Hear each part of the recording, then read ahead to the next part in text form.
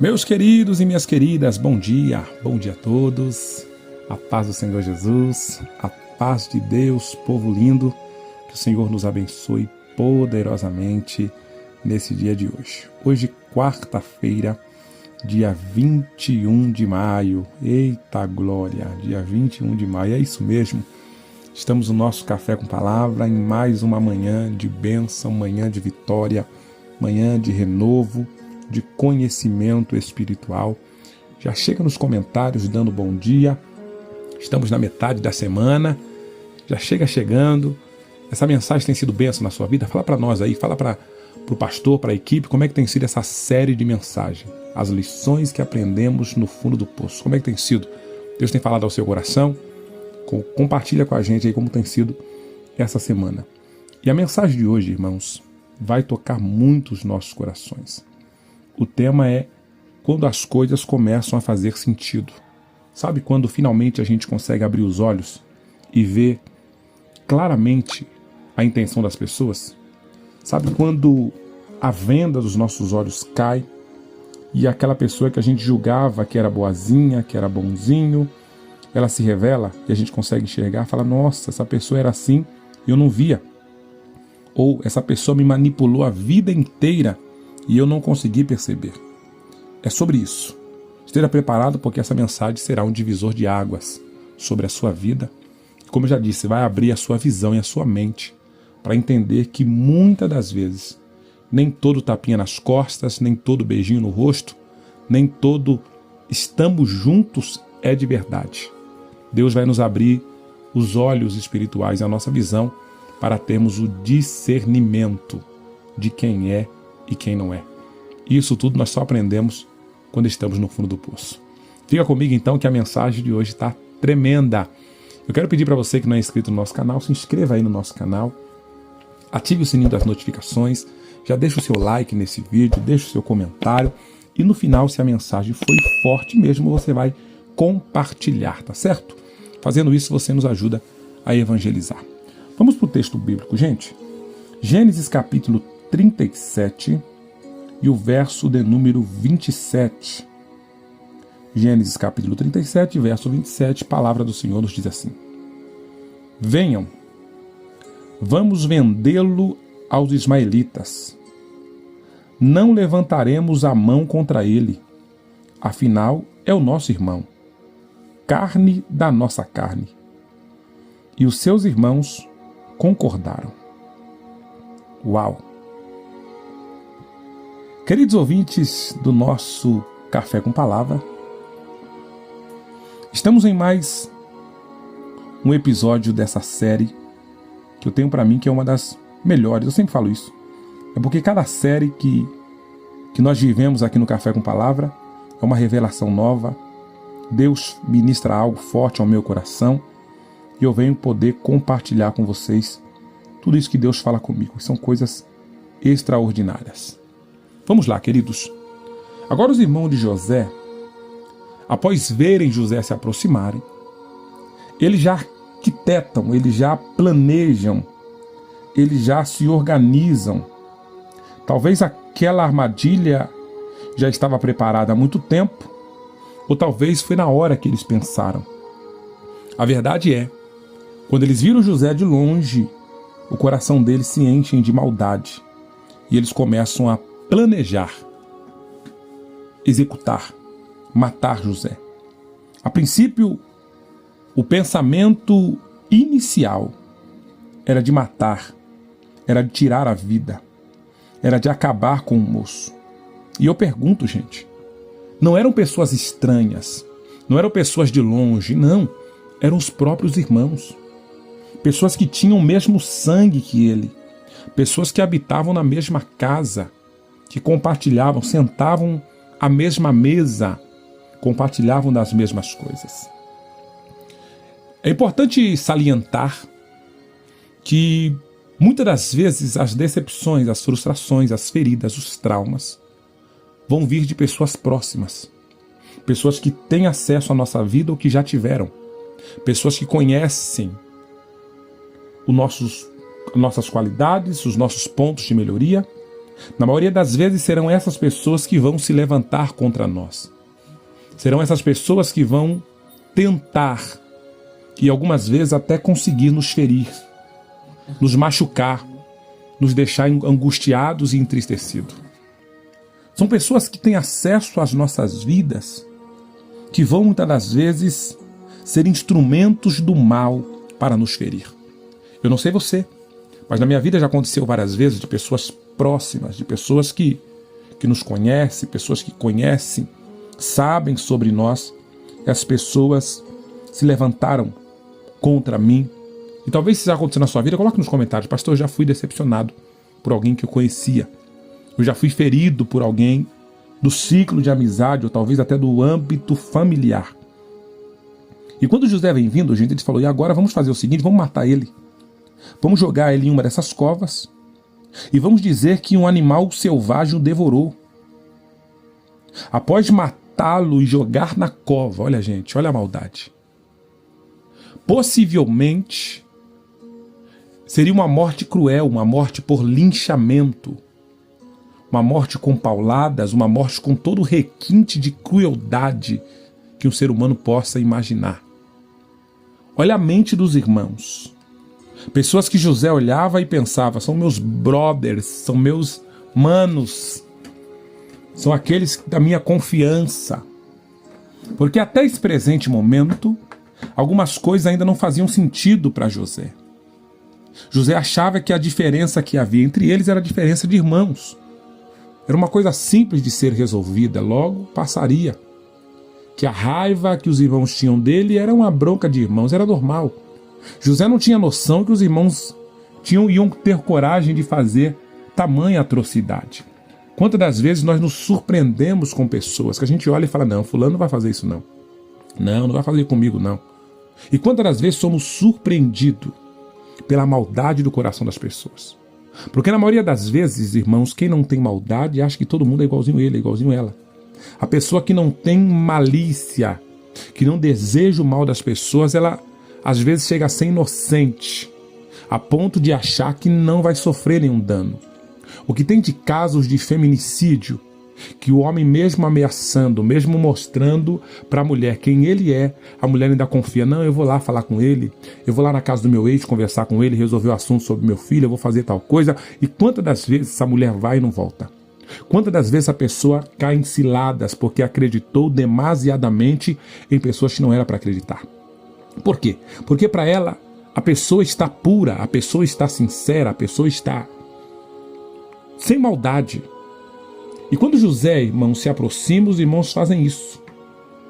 Os irmãos vão se aproximando dele, na intenção de matá-lo, e José está indo. Mas o texto diz, irmãos, que aparece Rúben. E Rúben ouve aquilo e livra da mão dos seus irmãos, dizendo: não vamos tirar a vida dele não. Rúben olha para os seus irmãos que queriam matá-lo e fala: não vamos tirar a vida dele não. Não vamos derramar sangue inocente. Mas vamos jogar ele dentro dessa cisterna. Vamos jogar ele dentro da cisterna. A intenção de Rúben era até livrar o irmão. Mas sabe aquela intenção que não se concretiza? Tem um ditado que fala que de boas intenções o inferno está cheio, é verdade. Tem pessoas até que têm intenção boa, mas não tem punho, não tem coragem de chegar lá e falar: eu vou resolver o negócio. Eu conversava com uma das minhas pacientes, ela inclusive já cessou o seu tratamento, e ela tinha dificuldade de se impor, de poder falar, de poder colocar para fora os seus pensamentos, as suas opiniões, por tanta repressão que ela teve na sua infância. E ela via pessoas na empresa, é muito comum em ambiente de trabalho, falar mal de outras pessoas. E ela ouvia aquilo e ela não gostava, mas ela ficava quieta. De certa forma, ela era conivente. Ela tinha uma intenção boa de mandar parar, mas ela não conseguia. Até que um dia, os homens estavam falando de alguém lá no trabalho e ela se levantou no meio de todo mundo e falou: para de falar dela. A pessoa não está aqui para se defender, isso não é bonito não que vocês estão fazendo. Todo mundo no setor calou a boca, ficou quieto. Primeiro porque se assustaram, que ela nunca foi de falar. E segundo porque ficaram envergonhados. Porque alguém que estava ali não só tinha boas intenções, mas também teve coragem, teve peito de falar: ninguém vai falar mal dessa pessoa na minha frente. É de pessoas assim que nós precisamos, gente. Não pessoas que falam: olha, eu estava lá, mas eu não falei nada, eu só ouvi. É conivente do mesmo jeito. Ouviu, mas não defendeu. Ouviu, mas não fez nada. Ouviu, mas não posicionou. Então é do mesmo jeito, é igualzinho a corja que fala mal. Aquele que ouve e fica quieto, gente, é a mesma coisa. Pode colocar na mesma, pode pesar na mesma balança, que é a mesma coisa. Rubem, quando a gente lê esse texto, parece que Rubem é até bonzinho. Vamos matar nosso irmão, não. A intenção dele era salvar. Mas ele não fez por onde. Ele tinha toda a autoridade de falar, José, ele ia até José e falar, José, vamos voltar para casa, estão tramando contra a sua vida. Ele poderia ter feito isso. Ele poderia simplesmente ter livrado, porém ele se afasta. Ele fala para ninguém colocar as mãos em José e ele se afasta. Ele se afasta de José. O que tem de pessoas, irmãos, que no momento que nós mais precisamos se afastam de nós. Já passou por isso? No momento em que você mais precisa, tem gente que se afasta de você. Tem gente que fica longe. Tem gente que finge que não vê. Tem gente que faz igual o sacerdote e o levita da parábola do bom samaritano, fica de longe. Eles jogam José dentro da cisterna, dentro do poço, no fundo do poço. E após fazerem isso, gente, eles se assentam para comer. José ali dentro do poço, talvez com o braço fraturado, talvez todo com escoriações no corpo, e eles se assentam para comer. É nesse momento que a ficha começa a cair. É nesse momento que as coisas começam a fazer sentido. José olha e fala, eu não tinha essa coragem de jogar nenhum dos meus irmãos no poço, e olha o que eles fizeram comigo. Eu não faria isso com nenhum deles, e olha o que eles fizeram. Por mais que eu tinha intriga entre eles, jamais que eu faria isso. Agora olha o que eles estão fazendo. Nesse momento os olhos de José começam a se abrir. E Deus está falando para alguém essa manhã. Alguns processos na sua vida foi necessário você passar para você abrir os seus olhos. Para você ver quem é quem, para você saber quem são as pessoas que estão ao seu lado e quem não estão. Alguns processos que você passou, o fundo do poço que Deus te permitiu, foi para você abrir os seus olhos. Talvez você não tinha maldade em relação às pessoas, você achava que as pessoas estavam te ajudando, eram seus amigos. Você ouvia as mensagens e pensava, não é amigo, tá? Quer ficar do meu lado, quer me ajudar, quer ajudar a minha família. E muitas das vezes estava tentando te prejudicar. Estava agindo pelas suas costas. Mas o Senhor está dizendo, eu estou abrindo a visão de pessoas que estão no fundo do poço. O fundo do poço serve para eu te dar o entendimento. Você vai entender, vai saber diferenciar quem é e quem não é. E quando eles se assentam para comer, uma caravana de ismaelitas se aproxima, gente. E de repente Judá, que era um dos irmãos de José, se levanta e falou, gente, olha a conversa de José, gente. Olha a conversa de Judá, escuta isso. Olha o que Judá falou. O que ganharemos se matarmos o nosso irmão e cobrirmos o seu sangue? Parecia ser outro irmão bonzinho. Assim como Rubem falou para não matar, Judá se levanta agora e falou, vamos ganhar o quê se a gente matar José? Vamos matar ele não.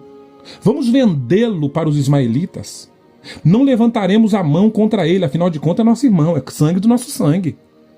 Olha que discurso bonito, gente. Olha que discurso lindo. Vamos matar não, é nosso irmão, é nosso sangue. José lá embaixo ouvindo Judá falar isso dele. A princípio parecia até alguém que estava ajudando, alguém que estava consolando. Mais uma vez eu digo, gente, quem quer ajudar, vai e ajuda. Quem quer fazer, vai e faz, não se finge de bonzinho.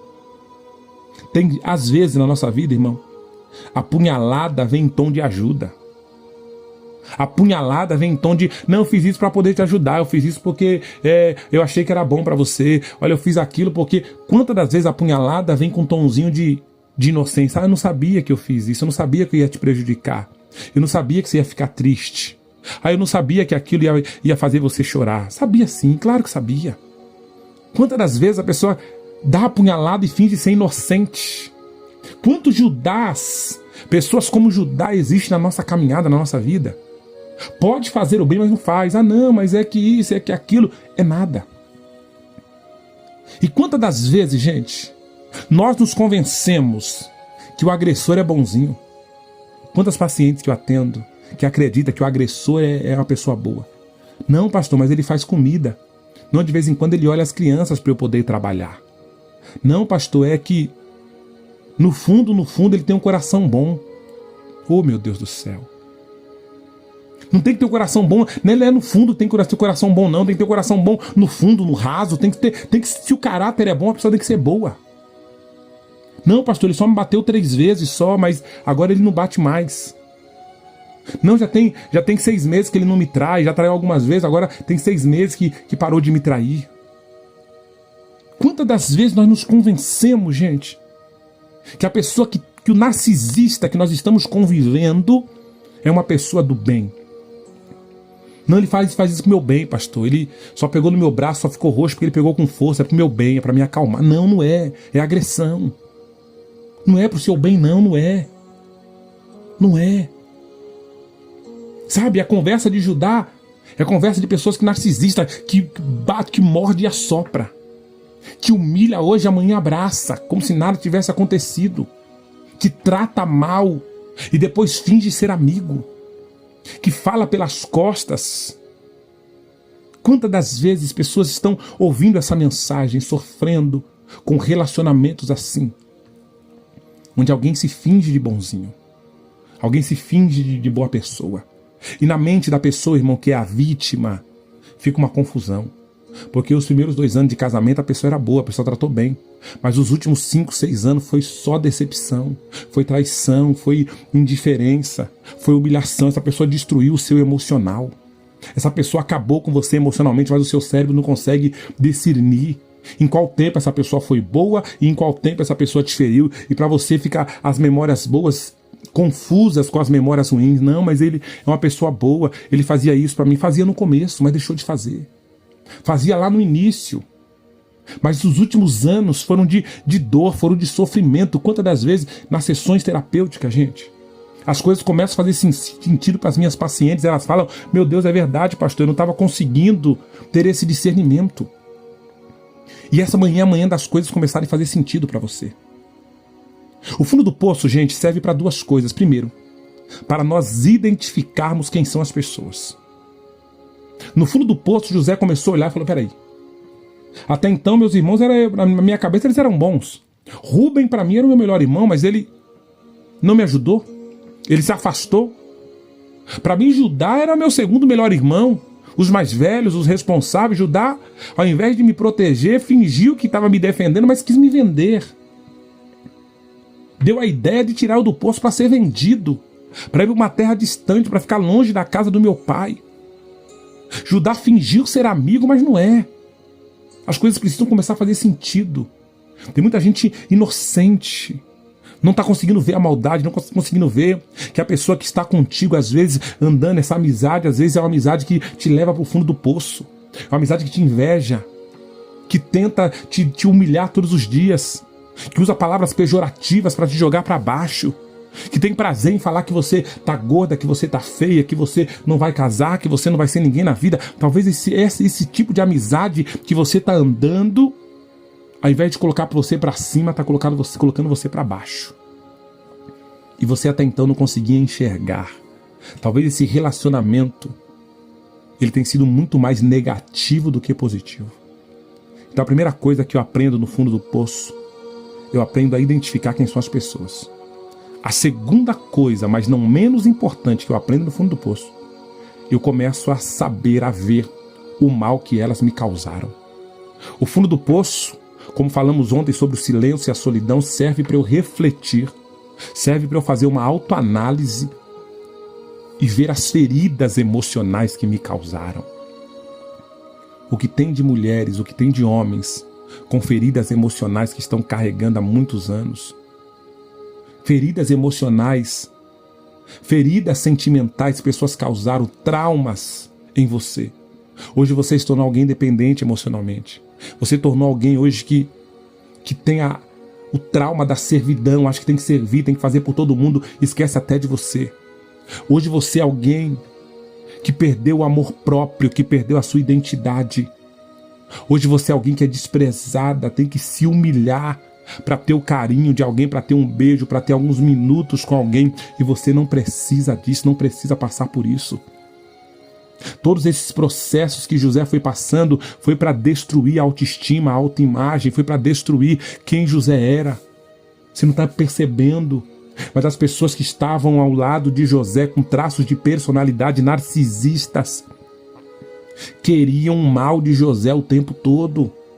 E às vezes você está no meio de cobras que querem o seu mal, que te prejudicam, e os seus olhos estão vendados. Você não consegue entender, porque ao mesmo tempo que maltrata, trata bem. Ao mesmo tempo que humilha, faz um agrado de vez em quando, e você quer se apegar àquele agrado que acontece de vez em quando e acaba deixando de lado o mal que estão te causando. O seu emocional está destruído, está destruída.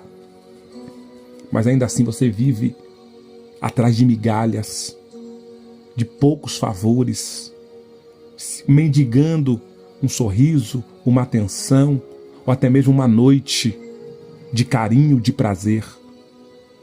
Essa noite de prazer custa muita humilhação, custa muita coisa, está muito caro o preço, você não está percebendo. Mas Deus permite, gente. O fundo do poço em nossa vida não é para o nosso mal, não é para a gente morrer, não é para a gente se desesperar, é para os nossos olhos se abrirem. É para termos a sabedoria de identificarmos essas duas coisas. Primeiro, quem são as pessoas, e depois o mal que elas nos causaram. Uma vez que eu identifiquei o mal que as pessoas me causaram, eu tenho duas opções, gente.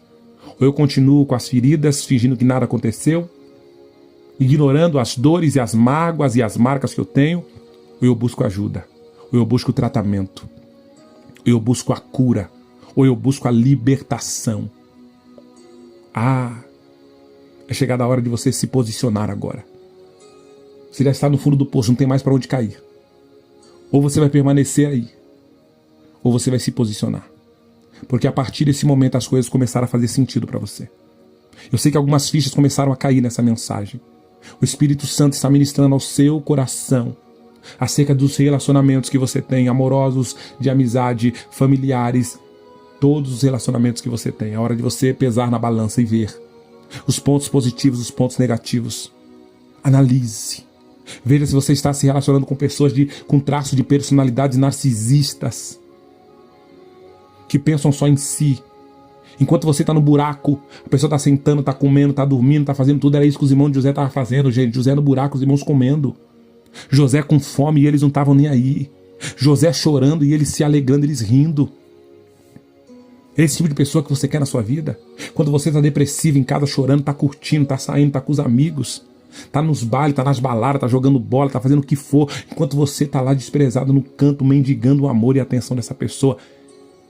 É isso que você merece? Esse é o tipo de carinho que você merece?